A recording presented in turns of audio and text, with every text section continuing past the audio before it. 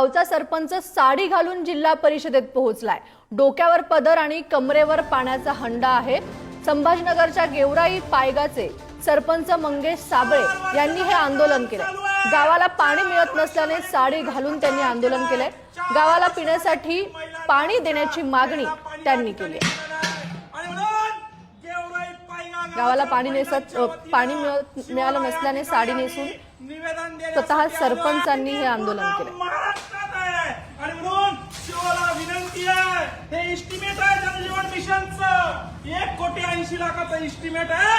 4 वर्ष झाले काम चालू आहे।